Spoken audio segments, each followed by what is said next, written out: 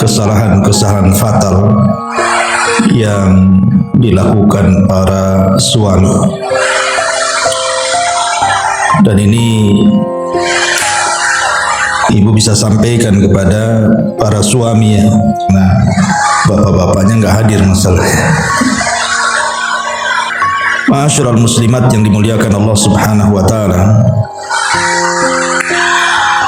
tidak memperpanjang mukaddimah karena juga waktu.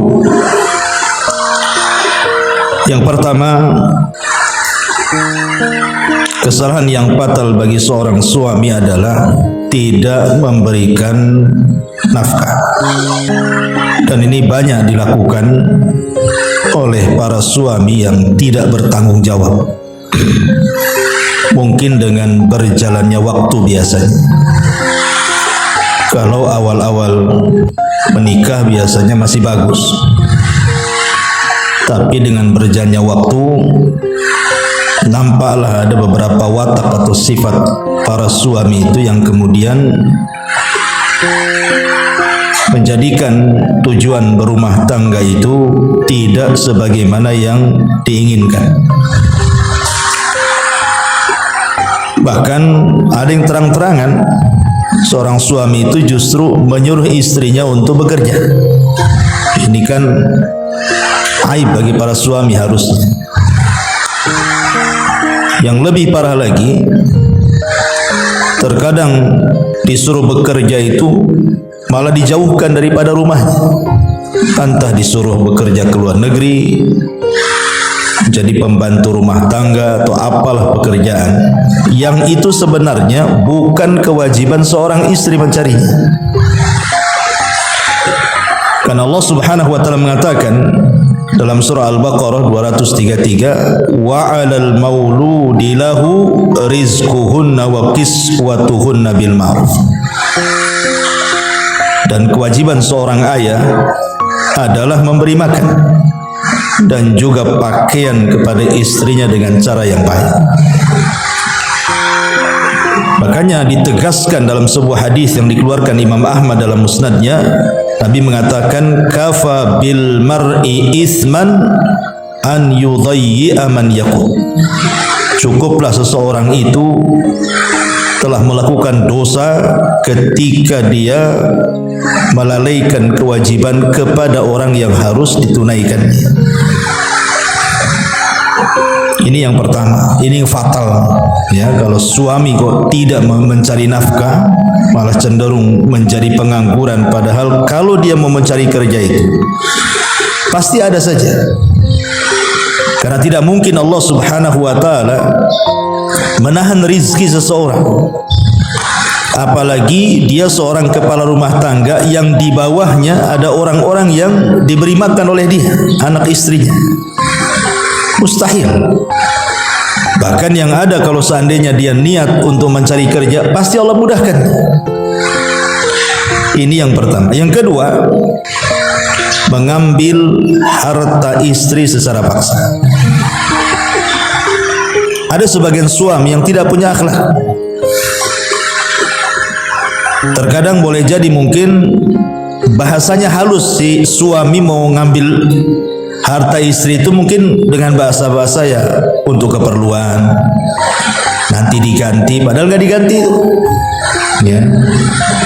Atau mungkin betul-betul dengan cara paksa. Mungkin istrinya nggak tahu, atau emasnya diambil, dijual kan gitu. Atau betul-betul dengan cara tekanan, kayak orang ngerampok gitu ya. Ah, mana emas? Sini, kan gitu. Mana uangmu? Nah, ini kan jelas-jelas zalim. Allah Subhanahu wa taala mengatakan, ya ayyuhalladzina amanu la ta'kulu amwalakum bainakum bil batil. Wahai orang-orang yang beriman, janganlah kalian makan harta dengan cara batil. Ini sama dengan mencuri namanya, atau mungkin lebih parah lagi merampok kalau memang jelas-jelas memaksa untuk mengambilnya. Karena dalam Islam itu harta istri itu solid milik dia, nggak ada ikut campur suami. Makanya kenapa kalau kita bicara tentang bab waris, kok laki-laki dapat 1, perempuan kok dapat separuh dari bagian laki-laki? Zahirnya nampak tidak adil, harusnya satu-satu lah. Masa perempuan separuh dari warisan laki-laki? Mana adilnya? Kita katakan Allah lah memberikan hukum itu sudah adil. Sebab kalau seandainya laki-laki itu menikah seandainya, maka harta yang satu itu berbagi dengan istrinya. Tapi kalau si istri dia dapat warisan, dia tidak bisa berbagi dengan suami, itu harta-harta dia. Nggak berhak suami mengambil harta yang memang itu milik dia, hasil jerih payah dia atau warisan dari orang tuanya, kecuali illa an takuna tijaratan an taradim minkum, kecuali kalau memang si istrinya redha mau bantu suaminya. Namanya suaminya punya skill usaha, tidak punya modal, istri punya duit. Udah bang, saya ada duit, ada modal, nggak apa-apa pakai saja. Berarti di sini ada kerelaan, ya kan? Si istri ngasih si suami. Tapi kalau tidak ada kerelaan, tidak boleh seorang suami mengambil harta istri secara paksa. Ini kezaliman dalam rumah tangga. Ini yang kedua. Yang ketiga,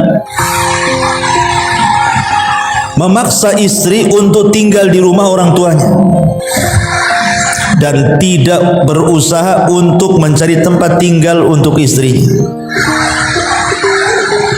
Mencari tempat tinggal itu kan tidak harus punya rumah sendiri, beli tanah, bangun rumah, kan tidak harus seperti itu. Kan ngontrak juga bisa. Kalau memang belum ada kesanggupan membuat rumah atau membeli rumah, bisa ngontrak. Tapi kalau seandainya kemudian suami memaksa istrinya tinggal bersama keluarganya, maka ini kezaliman kepada istri. Karena bagaimanapun seorang istri itu harus punya kekuasaan sendiri dalam rumahnya. Sebab kalau campur dengan orang tuanya, dia tidak punya kekuasaan di situ. Dalam bab rumah tangga, dalam bab poligami saja, tidak boleh seorang suami mencampurkan satu rumah dengan istri. Kenapa? Karena tidak punya kekuasaan. Kecuali kalau umpamanya dapurnya sendiri-sendiri, kamarnya sendiri-sendiri, ruang tamunya sendiri-sendiri, kan begitu ya. Karena ada yang sifatnya privasi masalahnya, yang tidak bisa seseorang itu kemudian nyampur dengan orang lain. Makanya sebuah kezaliman suami kalau memaksa istri tinggal di rumah orang tuanya. Ma'asyiral muslimin yang muslimat yang dimuliakan Allah Azza wa Jalla, tentu di sini baik memaksa tinggal di rumah orang tuanya sendiri atau di rumah orang tua suaminya. Kecuali ada uzur, umpamanya sakit, ya mungkin orang tuanya sakit, kemudian suami meminta dia tinggal di rumah orang tuanya untuk merawatnya, kan hanya temporary saja, tidak selamanya kan. Kalau sudah sembuh ya baliklah kan itu. Ini yang ketiga, karena Allah mengatakan dalam surah At-Talaq itu askinuhunna min haitsu sakantum, berilah mereka tempat tinggal yang layak. Ngontrak ngekos yang jelas, ada tempat tinggal yang layak. Kalau hujan tidak kehujanan, dia panas tidak kepanasan. Ataupun yang nomor 4, ini yang parah lagi. Kalau yang ketiga ini kan memaksa tinggal bersama orang tuanya. Ini yang keempat, ini memaksa istri itu untuk membantu ibu suaminya, membantu kerabat-kerabat suaminya. Ini kezaliman, tidak boleh. Kenapa demikian? Karena bukan kewajiban seorang istri itu membantu orang tua suami atau membantu kerabat saudara-saudara daripada suami. Kalaupun seandainya seorang istri itu berbuat baik kepada keluarga suami atau orang tua suami, itu hanya sifatnya ingin mencari perhatian suami saja, ingin berbuat baik kepada suami dengan menghormati keluarga besar dia. Ya, sekali-kali membantulah kalau ada hajat, ada kebutuhan atau lagi sakit dan begitu seterusnya. Makanya Al-Imam Ibnu Utsaimin rahimahullahu taala, beliau pernah ditanya, hal li ummi zauji haqqun ala zaujati, apakah ibu dari suami dia punya hak untuk memaksa menantunya, memaksa menantunya, istri daripada anaknya, untuk membantunya. Maka kata Syekh Utsaimin, tidak ada kewajiban. Ummu zauji laisa laha haqqun wajibun ala az-zaujati binisbati ilal khidmati. Tidak ada kewajiban seorang istri membantu ibu dari suami atau kerabat dari suami. Maksudnya binisbati lil khidmat. Khidmat itu maksudnya ya datang ke rumahnya, nyapu rumahnya, bersihin alat dapurnya, mencucikan pakaiannya, dan begitu seterusnya. Itu bukan kewajiban. Tapi kalau ingin berbuat baik gak ada masalah, tapi bukan kewajiban. Tapi kalau suami ngancam-ngancam gitu kan, kau harus bantu ibuku, bantu saudaraku, ini kezaliman suami. Itu bukan kewajiban istri membantu keluarga suami. Nah, ini juga kesalahan. Jadi ibu kalaupun membantu mertua, ya itu karena kebaikan. Kebaikan apa? Ingin mengambil hati suami supaya lebih sayang lagi, karena kita punya perhatian kepada keluarganya. Sebab kalau kita tidak punya perhatian kepada keluarga suami atau kepada orang tuanya kan, suami pun mungkin malas sama ibu kan gitu. Tetapi kalau dikatakan wajib sampai kemudian memaksa suami untuk membantu orang tuanya atau kerabatnya, ini kesalahan fatal, kezaliman. Tidak boleh. Ini yang nomor 4. Kemudian yang nomor 5, terkadang ada sebagian suami yang tega, artinya ketika istri ini mau bersilaturahim kepada keluarganya. Mungkin dia sudah lama nggak pernah berkunjung sama orang tuanya di kampung mungkin kan, kitanya pula di Batam.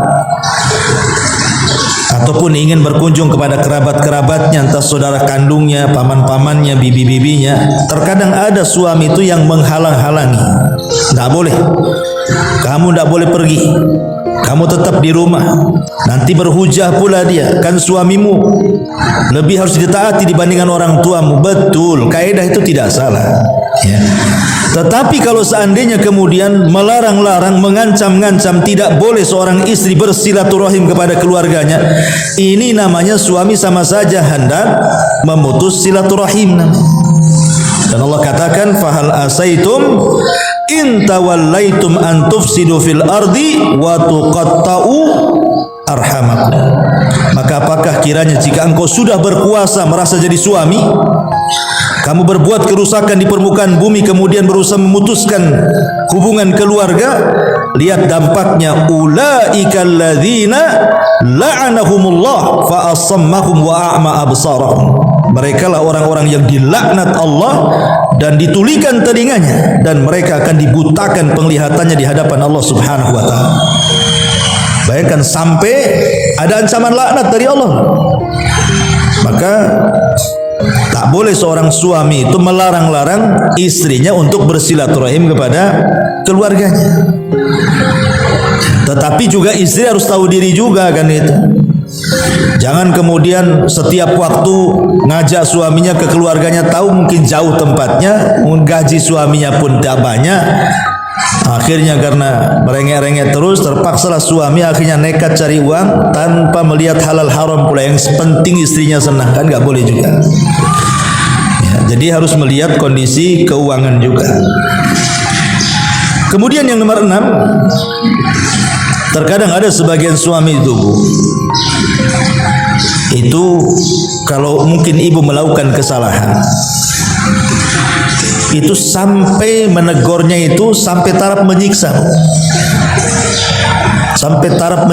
gitu ya. Saya pernah lihat di berita itu sampai dipukuli, bahkan dilukai, bahkan disiram air keras pula, macam-macam ceritanya ya. Jadi ada suami itu yang suka menyiksa istrinya hanya sebuah kesalahan. Padahal dalam Islam itu, kalaupun seandainya istri itu selingkuh, anggaplah selingkuh, dan betul selingkuh, entah mungkin mukodimahnya dengan melakukan hubungan dengan cara chatting atau ngirim-ngirim foto atau apa, atau mungkin sampai taraf zina lah, anggaplah dengan laki-laki lain. Apakah kemudian seorang suami boleh menyiksa istrinya gara-gara perselingkuhan seperti itu? Tidak boleh. Walaupun sudah jelas-jelas nih, mesti istri kurang ajar kan begitu. Karena dalam Islam itu ada tahapan-tahapan ketika menasihati seorang suami kepada istri. Dan itu disebutkan di dalam Al-Quranul Karim, surah An-Nisa 34. Allah Subhanahu wa taala mengatakan, "Wallati takhafuna nusuzahunna fa'idhuhunna wahjuruhunna fil madhaji wadribuhunna fa in ata'nakum fala tabghu 'alaihinna sabila innallaha kana 'aliyan kabira." Dan jika engkau wahai para suami tertakutkan, khawatir ada perselingkuhan yang dilakukan oleh istrimu, kata Allah, apa yang pertama langkah dilakukan? Fa'idhuhunna, nasihati. Nggak langsung main siksa, main pukul, main tunjuk, main melotot, enggak gitu. Nasihati dulu, ya, dinasihati. Kalau memang kemudian, karena ada sebagian suami juga yang masya Allah kadang-kadang tidak punya kepedulian, nggak punya kecemburuan dengan kesalahan istri yang fatal, mudah memaafkan, tidak mau ngasih nasihat. Alah, biarin aja lah. Karena mungkin dia sayangnya si suami kepada istri karena cantiknya, karena apanya kan. Jadi walaupun istrinya kurang ajar, ya dibiarin saja sama dia. Mungkin tipe-tipe suami takut istri lah mungkin gitu ya. Tapi kalau seandainya suami yang bijak kan tidak demikian, dinasihati dulu. Kalau dia tetap ngeyel, baru ada langkah kedua. Kata Allah, wahjuruhunna fil madad, pisah ranjang.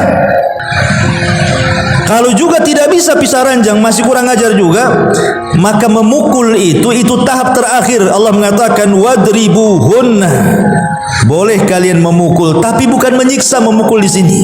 Ulama tafsir mengatakan maksudnya fatribuhunna itu maksudnya dzarban ghaira mubarrih. Apa dzarban ghaira mubarrih itu? Maksudnya pukulan yang tidak berbekas. Pukulan yang tidak berbekas. Karena mukul itu sebenarnya hanya simbol bahwa tidak ada jalan lagi kecuali kita pisah, gitu maksudnya. Jadi memukul itu sudah last terakhir itu. Kayaknya sudah nggak jodoh lagi kita ini. Paksalah dia memukul, tetapi dengan pukulan yang tidak berbekas, tidak melukai, bukan menyiksa. Kemudian yang kedua, syarat memukul itu selain daripada ghairu mubarrih, tidak boleh memukul wajah. Wala tadribul wajha, jangan pukul wajah. Kenapa tidak boleh memukul wajah? Karena Allah Subhanahu wa taala telah menciptakan wajah orang. Tidak boleh seseorang itu memukul wajah yang Allah ciptakan dengan sedemikian indahnya. Karena bagaimanapun wajah itu kehormatan masalahnya kan. Makanya sering saya katakan, ibu itu lebih banyak ngaca kakinya, tangannya, badannya atau wajahnya? Pasti wajahnya lah. Makanya kemana-mana bawa cermin kecil. Kalau cermin kecil mana bisa satu badan nampak kan? Pokoknya ke kakinya gitu, biar mata kakinya nampak, mata kaki kita nampak, ya mata kepala yang nampak. Makanya di sini dilarang, tidak boleh mukul wajah dan tidak boleh berbekas. Berarti pukulan di sini hanya simbol saja sebenarnya.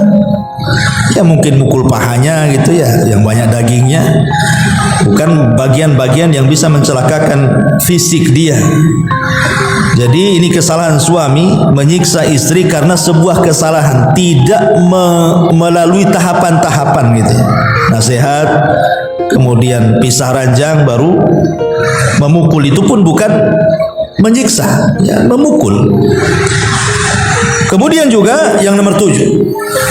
Yang nomor 7 di antara kesalahan suami itu adalah memaksa istri untuk melakukan hubungan suami istri yang diharamkan. Mungkin ini mencakup pamannya memaksa melakukan hubungan gaya binatang yang itu tidak dilakukan oleh manusia. Seperti mamanya melakukan jima lewat duburnya, ini kan jelas dilaknat. Tidak boleh, jangan mau. Ya, seorang istri dipaksa suaminya untuk melakukan seperti itu. Kenapa? Karena ada hadis yang mengatakan, man ata imra'atan fi duburiha, barang siapa yang mendatangi istrinya dari duburnya, faqad kafara bima unzila ala Muhammadin sallallahu alaihi wasallam, dia telah kafir dengan syariat Muhammad sallallahu alaihi wasallam. Ataupun memaksa istri ketika istri sedang haid atau nifas, haram, tidak boleh. Karena Rasul mengatakan juga, man ataha idhan awi imra'atan fi duburiha aw kahinan fasaddaqahu faqad kafara bima unzila ala Muhammadin sallallahu alaihi wasallam, rawahu Ahmad wa Tirmidzi wa Nasa'i wa Ibnu Dawud.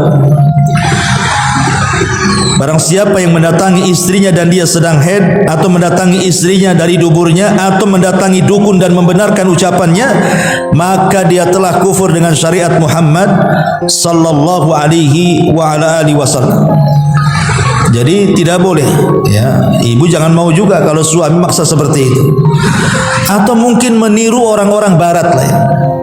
Meniru orang-orang barat yang menjijikkan bahasanya, mungkin disuruh makan kotoran atau apa, naudzubillah. Intinya bahwa kalau memang dia memaksa untuk melakukan hubungan yang aneh-aneh, yang tidak sejalur dengan fitrah dan juga syariat Islam, maka ibu jangan mau. Karena ini kezaliman suami. Ngapain maksa-maksa seperti itu?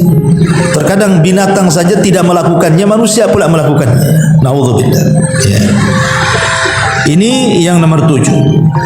Kemudian yang nomor 8. Ini juga kesalahan fatal, ya. Yang nomor 8, meninggalkan istri dengan cara menggantung, tidak menceraikan, ya tidak memberikan nafkah. Ada suami ini kalau seandainya dia nggak senang dengan istrinya, langsung pergi dia. Habis itu tak balik lagi. Harusnya kalau memang dia tidak suka, ceraikan, biar dia dapat jodoh lagi. Ini diceraikan tidak, dikasih nafkah tidak. Nah, ini kan bahaya. Makanya Allah Subhanahu wa taala mengatakan dalam surah An-Nisa 129 itu, fala tamilu kullal maili fatadharuha kal muallaqati. Apa kata Allah? Fala tamilu kullal maili fatadharuha kal muallaq, sehingga kamu biarkan istri kamu terkatung-katung tanpa ada kejelasan. Ini menyiksa namanya, menyiksa anak orang. Kalau memang sudah tidak suka, ceraikan. Dalam Islam kan selesai, ceraikan aja. Tinggal ngomong saya ceraikan kamu, selesai. Yang penting kemudian selesai dulu si istri ini. Kalau dia menikah lagi kapan-kapan kan bisa gitu. Walaupun mungkin secara pengadilan belum sah, kan gitu ya. Tapi kan secara syar'i kan bisa sah itu mengatakan saya ceraikan kamu. Artinya si wanita itu atau si istri sudah bebas itu. Menentukan pilihan hidupnya kan bebas kan. Nah, sekarang ini nggak jelas, suami saya menceraikan nggak, sementara mungkin dia pun ingin hidup layaknya orang lah, ingin berumah tangga, atau mungkin dia melirik ada laki-laki yang mungkin soleh bagi dia. Nggak bisa, kenapa? Karena dia masih terikat pernikahan dengan orang lain. Nah, ini kan kezaliman namanya. Maka ini juga kesalahan suami. Jangan kemudian menggantung istri seperti itu. Kalau tidak suka, ceraikan, selesai. Apa susahnya menceraikan? Biar dia punya kehidupan sendiri. Ya. Ini juga farah ini ya, yang nomor 8 ini. Kemudian yang nomor 9, ya, safar lebih daripada 6 bulan. Nggak ada kabar lagi. Yang parah kalau ada kabar masih mendingan. Ini safar cari pekerjaan, nggak ada kabar pula. Tahun-tahun kadang-kadang hilang. Kalau memang dia mati, di mana kuburnya kan itu. Kalau dia memang kawin lagi, di mana madunya? Kalau dia masih ada, masih bekerja, ya harus jelas tempat bekerjanya. Ini kadang-kadang hilang itu, nggak tahu nasibnya seperti apa. Yang lebih parah itu sampai bertahun-tahun tuh, ada sampai 10 tahun, kadang lebih kadang-kadang. Tapi si istri ini setia, masih nunggu saja kan. Itu kayak nunggu ikan di kolam keruh. Ada nggak tuh ikannya? Ada nggak tuh? Namanya keruh kan itu. Jadi nggak jelas gitu ya. Maka ini juga, padahal dalam Islam itu seorang suami kalau pamit bekerja kepada istri itu paling lama 6 bulan dia harus pulang. Kecuali ada izin istrinya. Kalau istri ngizini ya nggak apa-apa, karena mungkin terikat kontrak di kapal harus 2 tahun baru boleh pulang kan gitu ya. Atau di perusahaan mana yang tidak bisa setahun pulang. Nah, nanti persetujuan istri, kalau istri tak mau ya jangan. Nggak usah lah bang, nggak usah kerja di situ, nggak apa-apa lah, jual es cincau aja, yang penting abang di rumah kan itu. Tapi ada istri yang baik hati, dah nggak apa-apa bang, ya, berangkat aja Bismillah. Tapi hati-hati apa? Pokoknya hati-hatilah. Safar lebih 6 bulan itu dilarang. Umar bin Khattab radhiyallahu anhu. Jadi Umar ini biasanya kalau ngirim pasukan itu setahun sekali di rolling. Setahun di rolling gitu ya. Jadi satu malam Umar ini lewat di sebuah rumah, kemudian ada seorang wanita menyair karena kerinduan dia kepada suaminya, sampai di antara bait syairnya, kalaulah bukan karena takut kepada Allah tentu ranjang ini akan bergoyang, dia bilang. Maksudnya kalau saya tidak takut kepada Allah sudah saya selingkuh dengan orang gitu. Tapi karena takutnya aku bertahan. Jadi Umar ini mendengar seperti ini, hasrat seorang wanita itu, akhirnya disitulah dia merubah kebijakan pengiriman pasukan yang tadinya setahun rolling menjadi 6 bulan rolling. Jadi dari sini Umar bin Khattab radhiyallahu an kemudian memutuskan per 6 bulan para tentara pulang ganti. Ya, dan ini juga menjadi dalil bahwa seorang suami kalau meninggalkan istri paling lama 6 bulan pulang, ya, kecuali kalau memang ada izin persetujuan ya sesuai dengan kesepakatan. Nah itu lain lagi ceritanya. Ya, ini kan kalau seandainya istrinya tak mau ditinggal.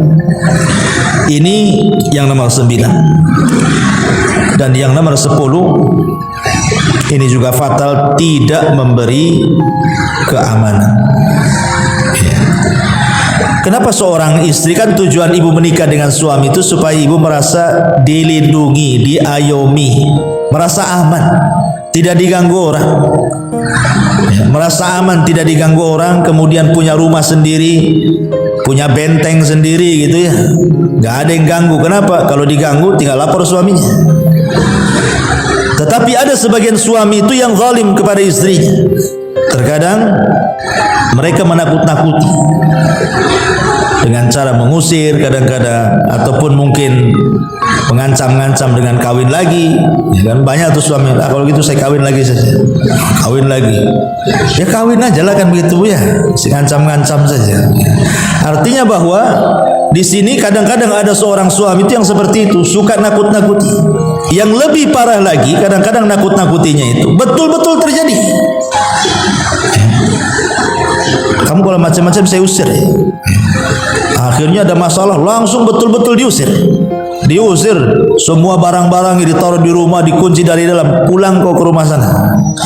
Lah yang seperti ini tidak boleh, karena Rasul mengatakan la yahillu li muslimin an yurawwi'a muslimah. Tidak halal alias haram seorang muslim saja menakut-nakuti muslim yang lain aja haram. Apalagi seorang suami menakut-nakuti istrinya, ini kezaliman. Inilah yang disebutkan para ulama, ini kesalahan yang fatal ya. Kesalahan yang fatal suami kepada istri ya. 10 perkara yang harus diketahui para suami, jangan sampai melakukan 10 perkara, karena ini kesalahan fatal. Kesalahan fatal. Yang lebih fatal lagi ya ada, seperti mamanya suaminya nggak mau sholat. Ya, suaminya nggak mau sholat. Kalau suami tidak mau sholat, tidak taat kepada Allah, macam mana rumah tangganya akan diberkahi juga. Makanya kalau ada seorang istri diuji suaminya tidak mau ibadah, maka kadang-kadang saya sering ditelepon oleh seorang ibu tuh, gimana Ustaz, suami saya memang baik secara akhlak, tapi dia tak baik pula secara ibadah. Yang satunya terbalik, Ustaz, Masya Allah, suami saya itu rajin ngaji, sholat, tapi tukang gampar katanya. Yang satu baik akhlaknya, yang satu bejat agamanya. Yang satu baik agamanya, bejat pula akhlaknya. Makanya rumah tangga itu kalau ingin sakinah mawaddah ya dua-duanya harus ada lah. Ya, dia ahli ibadah juga punya akhlak. Makanya kenapa Rasul mengatakan kepada kita orang tua kalau kita ini punya anak gadis, kemudian ada yang melamar, kata Rasul, kalau ada laki-laki yang melamar putrimu, kemudian baik agamanya, kemudian baik akhlaknya, segera nikahkan dengan laki-laki itu. Kalau tidak rusak agamamu, kalau tidak rusak anakmu. Karena yang merusak anak itu tadi namanya mendapatkan suami bagus agamanya, tak bagus pula akhlaknya. Kasihan anak kita kena gampar terus kan itu. Atau sebaliknya, memang suaminya baik bu, masya Allah, dikasih rumah, dikasih ini, tapi apa kemudian dia menjerumuskan anak kita ke neraka jadinya? Nah ini salah siapa? Orang tuanya lah membiarkan anaknya menjerumuskan lagi anaknya ke neraka. Enak di dunia sesat, habis masuk neraka pula. Alhamdulillah. Ya. Jadi ada suami-suami yang seperti ini, ya, mereka tidak mau sholat, ya ibadah, tapi minimalnya kalau seandainya baik agama, walaupun akhlak tidak baik, kan akhlak ini bisa diperbaiki sedikit demi sedikit.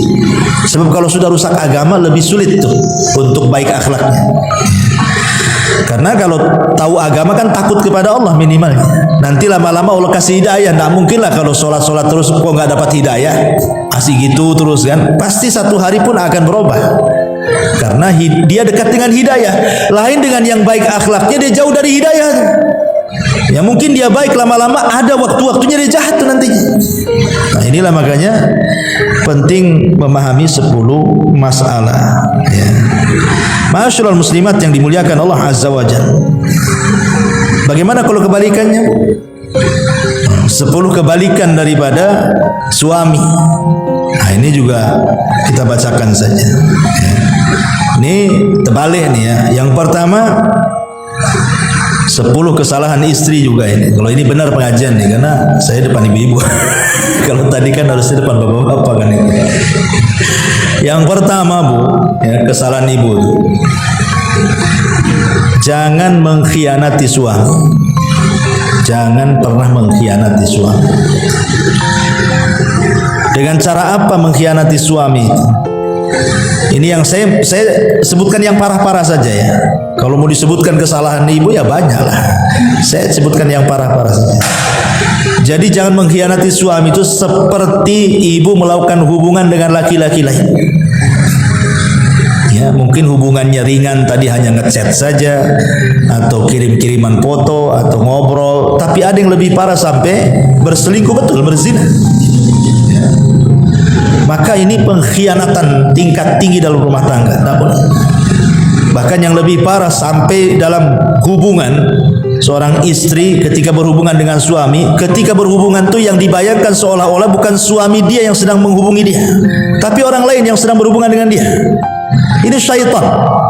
Ya, ini namanya ada jin namanya jin al-asyik. Ya. Ada nama jin itu namanya jin al-asyik. Jin al-asyik ini yang suka mengganggu rumah tangga. Masuk kepada para wanita kemudian menghayalkan laki-laki lain. Terkadang laki-laki ini mungkin ibu tidak kenal, tidak pernah ketemu, tidak pernah salaman, tidak pernah ngobrol. Boleh jadi mungkin artis-artis yang ibu nggak kenal, mungkin tengok drakor gitu ya, drama Korea. Habis tengok artisnya, tengok pula suami ibu. Kok beda, yang ini putih, yang ini hitam, hitam putih jadi gitu ya. Akhirnya kemudian kebayang pula, ini nggak boleh. Kalau sudah menjadi suami, terimalah takdirmu. Terima takdir, itulah takdir. Justru di situ letak sorganya ibu itu, sabar. Ketika melihat suami tetangga ganteng, kok suami sendiri kurang ganteng, ibu sabar, di situ letak sorganya. Sabarnya di situ. Ini yang pertama. Yang kedua, ya, menyama-nyamakan suami dengan orang lain. Mungkin dulu si istri ini pernah menikah dengan suami yang lama, kemudian menikah lagi dengan suami yang baru cerai, menikah dengan suami yang baru. Akhirnya dibanding-bandingkan. Bang, kok bukan kayak suami yang dulu katanya. Kenapa suami yang dulu baik? Lah kenapa kok nikah aku? Jadi ada orang istri itu dia itu masih mending lah, karena kan dalam lingkup keluarga. Tapi yang lebih parah itu membanding-bandingkan dengan suami tetangga, itu yang masalah. Karena hakikatnya sebenarnya kalau umpama ibu mengatakan seperti ini kepada suami itu, bang, tengoklah tuh suami sebelah itu. Tengok, apa yang harus ditengok? Tengoklah, kan? Apa yang ditengok, kan? Tuh tengok tuh, pagi-pagi dia bangun, ya kan? Wangi, ganteng, kerjanya bagus, abang nih tidur, pokoknya ya paham lah ibu-ibu kan. Kalau sebenarnya kalimat seperti ini nggak layak boleh diucapkan. Kenapa? Itu sama saja ibu itu memposisikan kalau gitu suami saya itu dia dan bukan kamu. Itu sebenarnya bahasanya seperti itu, cuman dibahasakan lain, ya. Jadi tidak boleh, apalagi sampai menunjuk betul-betul nampak suami tetangganya lewat. Itu kayak dia, itu lebih parah lagi. Gitu, ya. Jadi kalau takyin itu lebih parah lagi. Tadi kan umum, tetangga yang mana kan nih. Tapi kalau udah ini kan sama dengan ibu mengatakan kalau bisa suami saya itu dia, bukan kamu. Gitu. Cuman bahasanya dipelintir saja sama ibu. Ini yang kedua. Yang ketiga, ibu jangan membalik dunia, ya, jangan membuat dunia terbalik. Dengan cara apa? Ibu itu kan dipimpin sama suami. Ini terbalik, ibu mimpin suami. Ada perempuan itu mau jadi pemimpin tuh, mau dipilih dia untuk presiden 2024. Jadi ibu ini maunya jadi pemimpin dalam rumah. Nggak boleh ibu.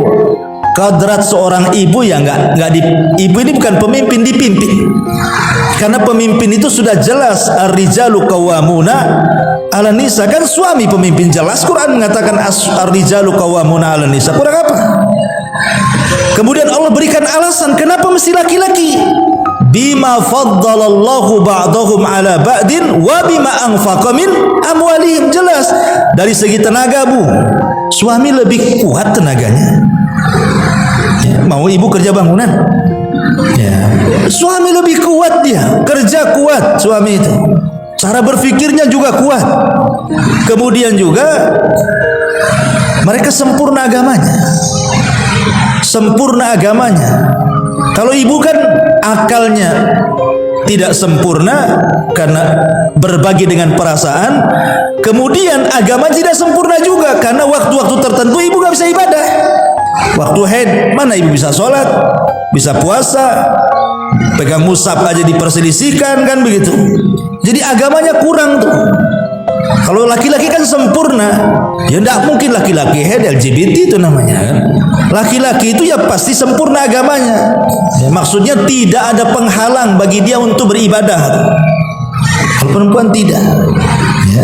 Makanya kenapa kemudian terimalah kodratnya kalau seorang istri itu memang dipimpin oleh suami. Jangan suka mimpin.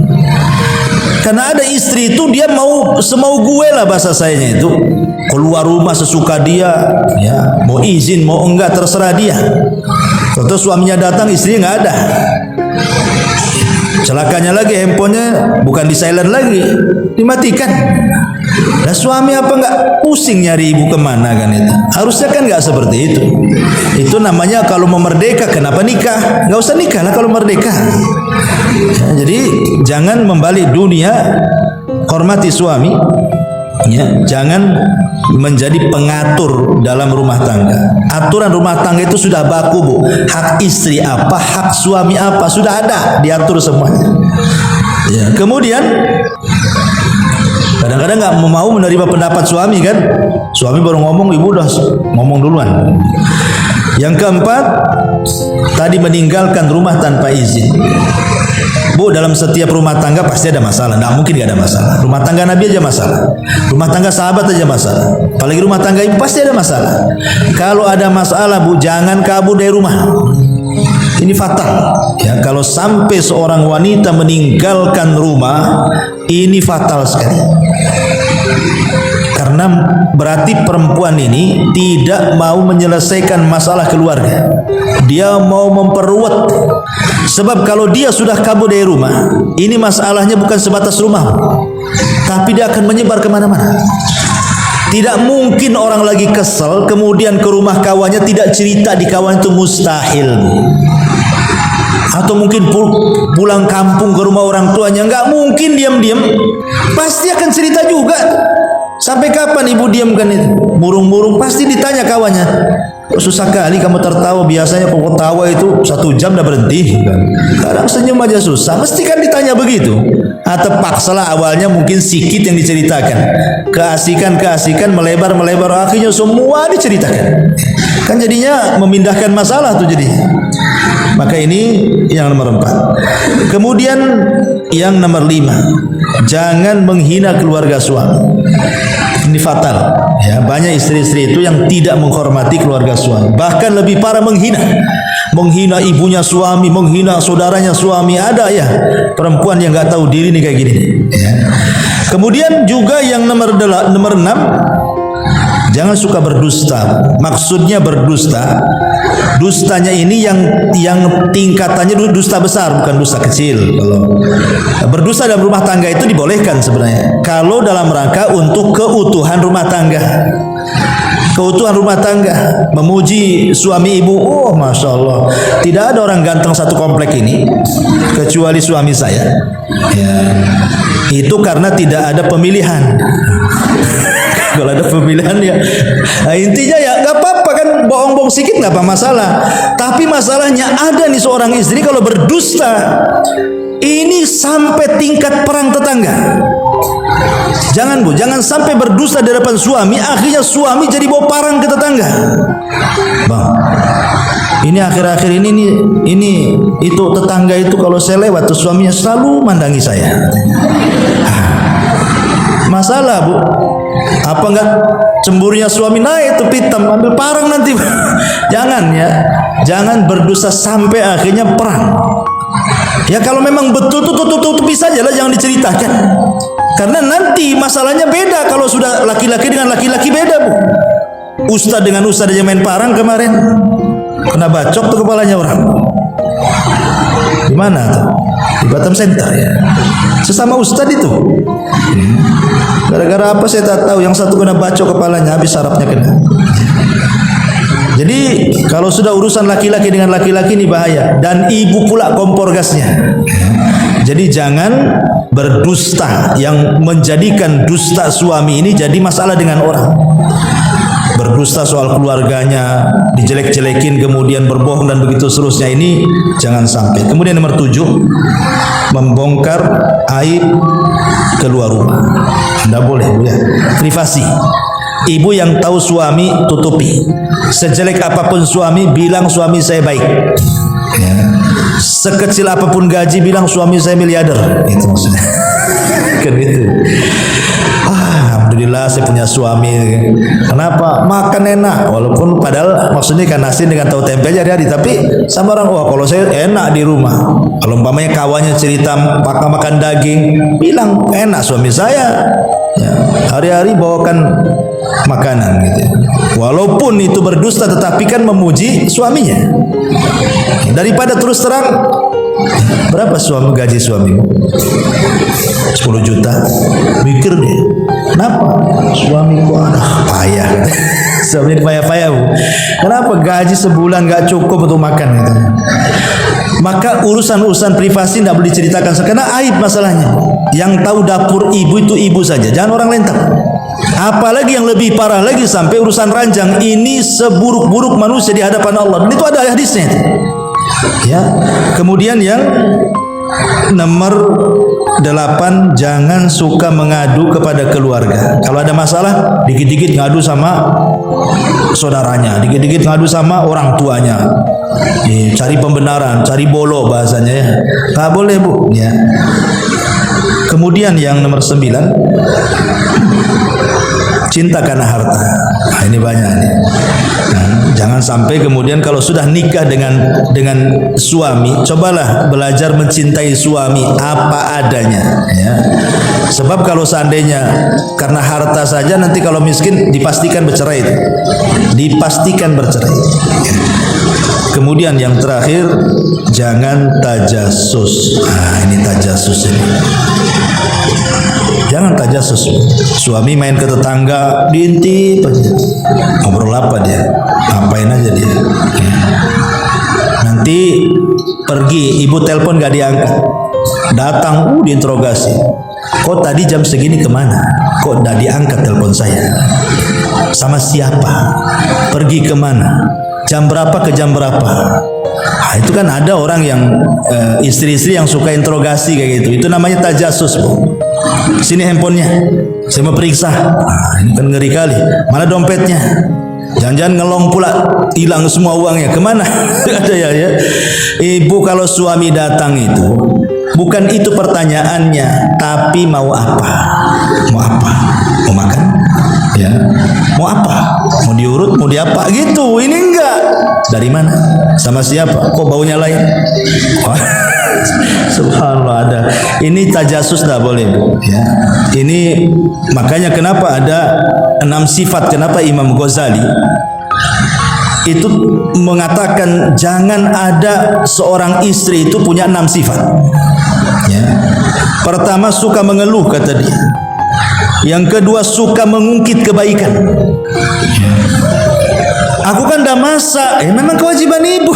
Kenapa harus dikasih tahu kan gitu ya? Aku udah melayani kamu, sudah masak, sudah nyuci, sudah. Bu, itu kebaikan ibu, ibu dapat pahala, Bu. Ibu berbuat baik kepada suami itu bukan barter. Bukan.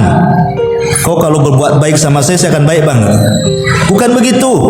Ibu laksanakan aja. Ya, kebaikan ibu nyuci, masak itu pahalanya sendiri. Ya, kalau barter itu enggak boleh. Jadi karena ibu kan menjadi istri itu, untuk apa ibu jadi istri? Kan ingin cari pahala masuk surga.